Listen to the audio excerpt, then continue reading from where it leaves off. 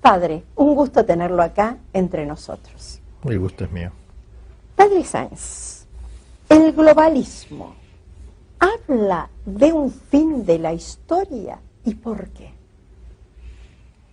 Para hablar de este tema del nuevo orden, globalidad y todo esto, yo conozco bien, no quiero hablar de las cosas que no conozco, aunque he leído otras, pero no las tengo como sistematizadas, pero he leído bien uno que me parece que es el central, el que mejor ha expresado esas ideas, que es Francis Fukuyama, que es un autor, aunque el apellido suena japonés, sí, es dueño de una tintorería de Buenos Aires, ¿no? Sí. Fukuyama, Pero no es. no tiene nada que ver, norteamericano. Era asesor político de Bush, padre, joven de 30 y pico de años cuando era asesor, y en esa época escribió un libro que se llama El fin de la historia, así en forma interrogativa, donde se preguntaba si no habríamos llegado al fin de los tiempos. Claro, como la afirmación es un poco atrevida, porque ahora y no en el siglo XVI o en el siglo XIX, entonces él sacó y le recibió un montón de cartas y preguntas, escribió un libro que se llama El fin de la historia y el último hombre, una cosa así, que tuvo una gran difusión y que me parece que expone muy bien qué es el nuevo orden, qué intenta el nuevo orden, cuáles son los enemigos del nuevo orden mundial. Bueno, yo me he basado en él, he escrito sobre él un librito que no está agotado ahora, pero me gustó mucho. ¿Cómo se llama su librito? El nuevo orden mundial en el pensamiento de Fukuyama. No, pero no hay, son 6, 7 ediciones, pero no hay, no ya se agotaron. Sí, ya no hay más. Bueno, a él se vino a Buenos Aires no hace mucho y le dieron el libro, no habla nada bien de él el libro, pero no sé, japonés, no sé, digo, norteamericano no sabrá español, espero, tengo esperanza, porque el libro no lo dejo bien parado, porque expongo su pensamiento y luego una refutación, para que la gente no se engañe quizá por la... Porque fue muy famoso Fukuyama. Sí, cómo no. Aquí lo han traído 2 o 3 veces a dar conferencias. Sí. Ahora ya tendrá 50 años. A empresarios. Sí, puede ser. Tendrá 50 años, pero empezó bastante más joven. Y luego ha escrito otros libros. Pero este es muy, muy bueno, muy interesante, porque expone, para mí, de una manera completa. Es un libro escrito al estilo muy moderno, que yo no lo conozco, porque soy un poco anticuado en eso, en donde uno tiene, uno que le trabaja un capítulo, otro, él lo leerá después, pero no hay un pensamiento demasiado ordenado, no tiene un pensamiento, como podríamos decir, sintético, 1, 2, 3, 4, sino que va en espiral, es un poco difícil. Pero bueno, ahí se encuentra lo que uno busca, que es el nuevo orden mundial. ¿Y qué es el nuevo orden? Entonces él sostiene que la historia ha llegado a un momento terminal. ¿Verdad? Como es, como digo, medio atrevido decir eso, porque es un momento terminal, lo va a explicar por qué.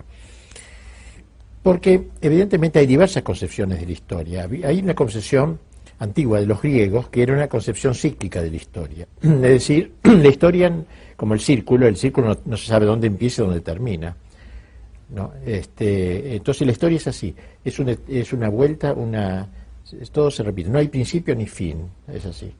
Así algunos grandes autores griegos tenían esa concepción de historia. El círculo es como una película perfecta, que no tiene principio ni fin, cerrada en sí misma. Esta idea luego se retomaría en el siglo XIX, Nietzsche lo retomaría con lo que se llamó el eterno retorno, que es una expresión más moderna de la misma idea griega. Luego está la visión cristiana, que es horizontal, no es cíclica. Es decir, hay un principio, hay un medio y hay un fin.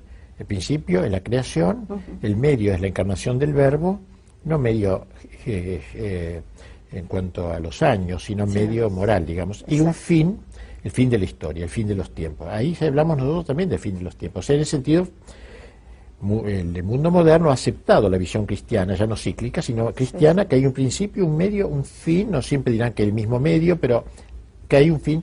Pero la diferencia está en que nosotros cristianos decimos que el fin de la historia es el comienzo de la eternidad, termina la historia, es el umbral de la eternidad. En cambio, esta visión iluminista que comienza en Kant, en Hegel, en esa época, tipo la Revolución Francesa, la Revolución Francesa le da mucha cuerda a esta idea, es lo que llaman el progreso indefinido, que es una especie de dogma moderno según el cual el mundo necesariamente progresa siempre más y más y más y más y más. En base al progreso técnico, que evidentemente progresa siempre, se habla de un progreso del hombre, lo cual es un grave error, porque un hombre que no progresa moralmente, si progresa técnicamente, es una bomba atómica maravillosa, destruye el mundo. O sea, tiene que acompañar en todo caso las dos cosas. No es matemático que el progreso técnico sea progreso del hombre como tal. Bueno, pero esta es la idea. Entonces, progreso indefinido. ¿Siempre vamos a progresar? Según Fukuyama, él se nuclea en esta segunda visión, esta visión iluminista y hasta marxista, porque Marx va a hablar del paraíso en la Tierra. Exacto, No allá que no niega existe, todo, sí. claro, no en el mundo transhistórico que no existe, sino en la Tierra. Entonces, él que es liberal, porque es de Estados Unidos, de las corrientes liberales de Estados Unidos, él sin embargo asume a Marx como uno de los padres de su pensamiento, padres de la globalización. Uno de ellos también lo pone aquí a Kant, creo, y a Hegel y a los grandes pensadores alemanes del subjetivismo alemán. Entonces él sostiene que hemos llegado entonces al fin de la historia dentro de la historia. Uno pregunta, bueno, ¿por qué? Y bueno, porque él dice que hemos llegado a la felicidad total. Y saca, Ahora. sí, no sé, causa gracia para nosotros, pero y dice que el hombre, según Platón, mira dónde se remonta, pobre Platón le hace decir una cosa tan rara. Él sostenía que el hombre tenía como 3 franjas por el alma, por así decir, no hay franjas, ¿no? Una manera de hablar. Una de ellas, la franja de los deseos, decía Platón. El hombre desea cosas, desea tener cosas, etcétera. Otra franja que era de la razón, el hombre desea explorar con el conocimiento las cosas, penetrarlas, profundizarlas. Y otra, es muy difícil traducir, thimos en griego, que quiere decir el anhelo de ser reconocido, o sea que la gente me reconozca como algo, como algo. Sí, como debe ser. Bueno, pues bien, dice Fukuyama que este ideal de Platón, del hombre feliz, se cumple plenamente ahora. Los deseos del hombre a través de la economía liberal. Porque la economía liberal me permite tener más dinero y por tanto juntar más mis deseos. Todos los deseos, quiero una heladera, quiero un auto, quiero una cosa, y voy comprando. Entonces, los deseos del hombre quedan saciados en el mundo occidental, opíparo quizá, pero lo que fuera eso. El ámbito de la razón también, a través de creo que dice de la política liberal. Porque en los partidos que uno piensa una cosa, la razón se ocupa y se tranquiliza. Y el deseo de ser reconocido por la democracia liberal, que uno por lo menos vota, es algo, me reconoce, no soy un esclavo. Entonces, tanto las deseos, pone Platón, no creo que tenga nada que ver con esto, se reiría mucho el que habló peste de la democracia de estilo liberal, pero bueno, lo usa en esta argumentación. No hay que pedirle a él Honduras en esto, pero lo saca colación para mostrar que a través del liberalismo triunfante, sea la economía, la política y la democracia, hemos llegado a un momento de plenitud histórica que prácticamente no será superado. Por supuesto que él sostiene inmediatamente en su libro que hay sectores que aún no han abrazado eso. Y hay países en donde hay una política dictatorial, digamos, con una economía liberal. Por el ejemplo de Pinochet, que tenía un ministro más bien liberal de economía, siendo más bien un gobierno fuerte. Por el caso de Franco, que también puso algunos miembros de alguna organización más bien liberal en economía, los últimos periodos de él sobre todo, siendo un gobierno autocrático, y bueno, dice ahí en esos casos, está claro, dice Fukuyama, como la economía hizo saltar la política. Hizo saltar a Franco, a Pinochet, y trajo la democracia, que es la forma que él dice que es la feliz, la plena, la madura de una sociedad. Un total abandono del orden sobrenatural y todo eso. Sí. O sea, es un poco fruto de toda esta gran apostasía moderna que viene del Renacimiento hasta acá. Todos esos pasos, primero separación de la Iglesia con Lutero, después separación de Cristo como Dios con la Revolución Francesa y finalmente separación de Dios en absoluto. Ya esos 3 pasos, Iglesia no, Cristo no, Dios no. Y ahora esto es el desemboque de todo ese gran movimiento. Y la otra pregunta que le quería hacer, ¿por qué dicen que hemos llegado al fin de la historia? ¿Porque llegamos a ese punto? Porque llegamos a ese punto y porque el hombre ya está, según esa trilogía de Platón, plenamente saciado en sus deseos, en su razón y en su anhelo de ser reconocido. Y si está plenamente saciado, no va a querer cambiar. Dice, antiguamente usa el elemento de Marx, había dialéctica, ricos y pobres, qué sé yo, y bueno, había una guerra, se llegaba tesis, antítesis, que dice Hegel, y síntesis, y así vamos llegando. Ahora ya dice, ya no hay más dialéctica. ¿Por qué? Porque lo que podrá haber es, dice, algunas cosas imperfectas, pero ya no son contradicciones históricas. Por ejemplo, podrá haber un poco de hambre en un lugar o otra, no sé, pero que no produce esos cambios de la historia que decía Hegel, que producía. Ya no hay más dialéctica, amo esclavo, no, ya no se da. O sea que no hay más enemigos. Claro, no, a eso sí, él reconoce que no está todo logrado. Claro. Él no reconoce que esto. ¿Y cuáles serían los enemigos? Los enemigos entonces que él presenta son varios, yo diría 3, puedo recordar ahora, 3, uno de ellos es la familia, fíjese usted. La familia sí, es enemigo de todo este proceso. Es enemiga del espíritu del nuevo orden mundial. ¿Por qué? Dice, la familia entendida cristianamente. Sí, sí. Si se entiende la familia no cristianamente, es decir, como un contrato rescindible cuando se quiera, de dos personas, de hombre y mujer, a él no se le ocurría el tema gay, no apareció todavía. Hombre y mujer, un contrato rescindible en cualquier momento, se hace, se quita. Ese sería un contrato liberal, una familia liberal, esa sí sería admisible. Sí. Pero una familia donde se comprometen de por vida, etcétera, no, porque rompe la libertad, etcétera, no sé cuántas cosas, ¿no? Así que la familia, mientras haya familia, por eso el ataque a la familia, es claro, también tiene que ver con todo esto. Mientras haya esa familia, no podrá dominar plenamente o reinar el nuevo orden, ¿no? Segundo, y los dos más importantes son los que vienen ahora, la iglesia, la religión, dice. La religión, especialmente la religión cristiana. Y especialmente la católica, lo dice él. ¿Por qué? Porque este mundo es un mundo de la inmanencia. Inmanencia es una palabra un poco difícil. Inmanere en latín significa permanecer en. Es la actitud del hombre que vive en este mundo como si fuera su patria definitiva. Inmanentismo. Es lo contrario a la trascendencia. Atravesar transatlántico, ¿no? Soñar que hay otro mundo, además de este mundo hay otra cosa, el cielo, la eternidad. El nuevo orden mundial es inmanentista plenamente, paraíso en la Tierra, Marx, o sea, está toda la cuota de Marx, de Hegel, de todo este grupo que decíamos desde 4 siglos, ¿no? El Renacimiento, ateizante y todo eso, está aquí. El cristianismo, digo, contra esa inmanencia, que es lo esencial, levanta la bandera de la trascendencia, y en ese sentido, mientras exista eso, la gente se distrae, como decía también Marx. Al fin y al cabo, él decía que la religión es el opio del pueblo. Claro, el opio en el sentido ese de que uno se olvida. Entonces, él también ve que tiene elementos marxistas, aunque es liberal, pero las entrañas del liberalismo de Estados Unidos. Sin embargo, el marxismo es parte de este nuevo orden mundial. Claro, como que se juntaran, se han juntado. Después de la Guerra Fría, cada uno quedó lo peor de ambos. Del capitalismo queda la parte económica y del marxismo queda el granchismo cultural. Que se juntan ahora, a veces en un solo gobierno, estos dos elementos, ya no están separados en dos geografías. Bueno, y el tercer enemigo es la patria, las patrias. La patria. Las patrias en general, la existencia de patrias, porque mientras haya patrias no habrá lo que él llama el Estado universal y homogéneo, es una fórmula que él inventó, sacada de Hegel, no sé de dónde, Estado universal y homogéneo, o sea, en todo el mundo más o menos pensaremos lo mismo, vestiremos igual, comeremos los mismos chicles. Todos uniformados. No lo dice así con estas palabras, yo lo ridiculizo un poquito, pero sí, el mismo idioma hablaremos, el inglés obviamente, me imagino, y así. O sea, universo universal y homogéneo. Las patrias rompen esto, precisamente porque las patrias son idiosincrasias nacionales, etcétera. Entonces, hay que liquidar las patrias para esto. Ahora, dice una cosa más horrible que esa todavía, porque dice, la Iglesia podrá ser, el cristianismo, el catolicismo podrá ser aceptable si está dispuesto a renunciar a afirmar que es la verdad. O sea, no sé si lo dice con las palabras, pero la idea es la verdad. Es decir, él quiere que diga que es una verdad más. Claro. Que sea como una asociación, como el Jockey Club, una asociación dentro del Estado, como una más. Bueno, pero eso es imposible porque Cristo no dijo yo soy una verdad, soy la verdad. La verdad. No hay más y la que vida. una, es claro. Y el camino, no hay otros caminos, ¿no?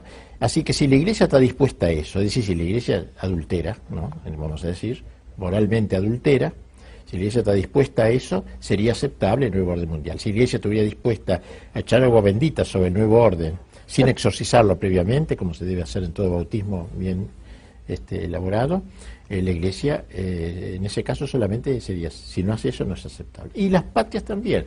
Las patrias podrían ser aceptables con tal que pierdan su idiosincrasia nacional, no lo dice tal cual, su identidad, casi su lengua, sus fronteras, y que quede de las patrias un recuerdo. Por ejemplo, y esto sí que lo dice expresamente, que quede, por ejemplo, de Francia. ¿Qué será Francia? Francia será el país donde hay quesos exquisitos. O sea, no es la Francia de San Luis, de Carlomagno, de los grandes héroes, de los grandes escritores, de Molière, todo eso no. Sino ¿qué queda de Alemania? Alemania, las salchichas y la cerveza, textualmente. O sea, la Alemania de Wagner, la Alemania de Goethe. Esa no existe. No existe el Sacro Imperio Romano Porque Germánico. esa trasciende. Claro. Así que si las patrias están dispuestas a renunciar a eso y quedarse con estas cositas, la Argentina quedaría con el tango, qué sé yo con qué, con Maradona, y se acabó. Entonces, andamos si es cerca, así, padre, andamos cerca. Entonces sería aceptable en un nuevo orden mundial, pero eso sería la destrucción de las patrias. O sea, es interesante ver que los enemigos, ¿no? ¿Quiénes son los enemigos? Me apuntan bien claro. No somos nosotros los que decimos, lo dice él. Claro. Claro, lo dice un líder internacional. Claro, un pensador, del poder mundial, ¿no? ¿Cuáles son, padre, los errores de este pensamiento mundialista? Sí, bueno, habría un error antropológico también del hombre, el concepto del hombre, ¿no? El concepto del hombre que tiene Fukuyama es un concepto inmanentista, de un hombre sin raíces en la tierra, sin raíces en la patria, sin arraigo, sin raíces en Dios. Raíces arriba. Sí, ni en la patria, ni en Dios, ni en la tierra propia, claro. Porque es un hombre universal y homogéneo. Es decir, podría estar acá en Afganistán, en cualquier parte, lo mismo, no hay patria, no hay arraigos. La pérdida de los arraigos es una cosa muy típica de la iluminación moderna, todo el iluminismo moderno. Así que un concepto del hombre equivocado, un homo faber, también un hombre del trabajo, que no es un hombre contemplativo para nada, es un hombre fáctico nomás, que vive de los deseos esos que él decide tener heladera, cambiarle el auto, y nada más que esos pensamientos, no tiene ninguna elevación prácticamente. Él llega a decir un momento una cosa muy interesante al fin del libro, que llama mucho la atención. Dice, el hombre del nuevo orden, sin embargo, dice, después de tantos elogios, va a ser un hombre, dice, que no tiene grandes valores para vivir, como no le interesa ni Dios, ni la patria, ni nada, no tiene grandes valores, así que antes los hombres tenían valores por los cuales vivir y morir, decía, pero ahora, ¿por qué va a morir uno? No va a morir por una heladera, nadie va a morir por una cosa así. Entonces, ¿qué va a pasar? Dice, será una época de aburrimiento. Me llamó mucho la atención, entonces que lo diga él. Y me acordé mucho de una frase del gran Dostoyevsky, que decía en una de sus novelas, decía, el mundo va a morir de un gran bostezo, un bostezo metafísico, no un bostezo de cansancio de un día, un bostezo profundo, sustancial del hombre que no le ve sentido a la vida. Así que él lo dice, es muy interesante que él mismo se dé cuenta de que esto no conduce a un paraíso en la tierra, a una felicidad en la tierra.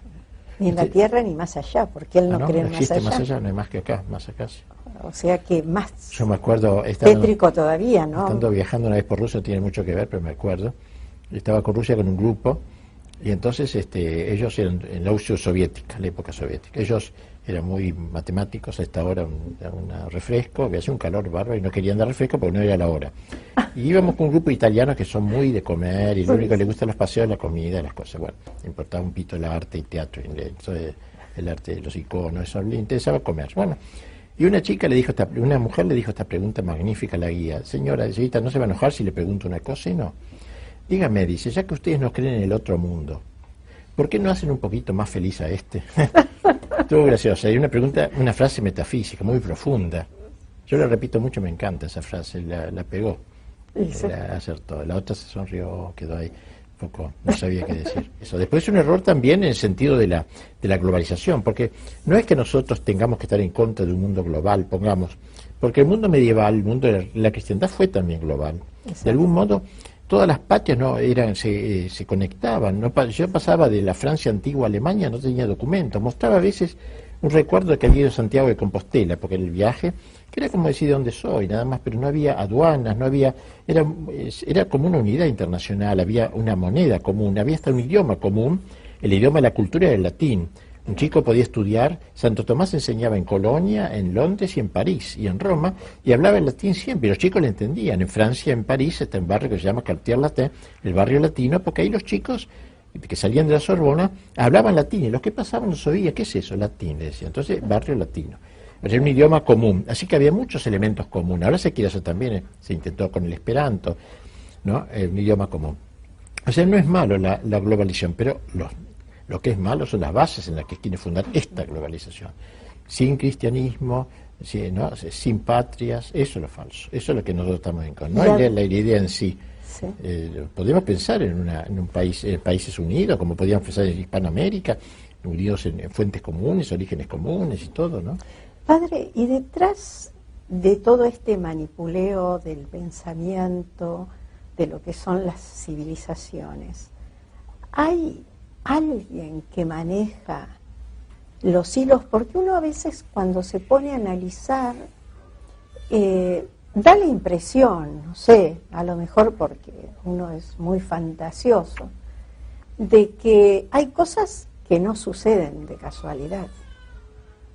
Absolutamente convencido de que es así. Mira, hay una persona inteligente, muy inteligente, argentino, se llama Salvucci, ha escrito algunos libros sobre estos temas relacionados. Él se metió, se fue a Estados Unidos, se metió en altas instancias, pero ahí a esta altura de Kissinger, a esa altura. Sí. Kissinger y todo estaba muy metido, Brzezinski, en todas estas cosas, ¿no? No hace mucho, en Tokio hubo una reunión en donde uno de estos dijo, secreta, en Kioto, señores, hemos llegado, hace unos años, pero no demasiado, hemos llegado a un momento de madurez política. Agradezco a los diarios aquí presentes, New York Times y otros diarios, el silencio guardado durante décadas de este proyecto, y el silencio tipo masónico. Este silencio guardado durante décadas. Ahora ya el mundo está maduro y se puede decir, se hace público. Interesante, eso trascendió, fue una infidencia porque se habló en secreto, pero eso se conoció. Bueno, yo lo publico en el libro ese texto, que lo saqué del Figaro, un diario francés. Sí. Pero es evidente que hay, se metió, digo, en esas instancias y la idea sería esta, hay 2.000 o 3.000 personas, que más o menos, en la trilateral famosa, Estados Unidos, Japón, Europa, que manejan el mundo. O sea, no lo maneja Obama, ni siquiera Obama. Obama es un peón, digamos, un peón importante en todo caso, pero peón al fin de ellos. ¿Por qué a la vez en todo el mundo divorcio? ¿Por qué en todo el mundo aborto? ¿Por qué de golpe los gays? Hasta ahora nos reíamos los gays en los colegios, ningún chico le gustaba que le dijeran eso. El maricón era el insulto. En España es una mala palabra todavía, eso era, ¿no? O sea, ¿por qué a la vez todas esas cosas en todo el mundo? ¿Qué pasa? ¿Cómo tan rápido? Hay alguien que maneja. Así como el padre Barriel, un padre jesuita de la época de la Revolución Francesa, escribió 4 volúmenes demostrando que la Revolución Francesa fue preparada punto por la masonería. O sea, claro, hay gente que dice eso es conspirativo, no hay mentalidad así, no, pero francamente es verdad. Bueno, muchísimas gracias, padre Sáenz.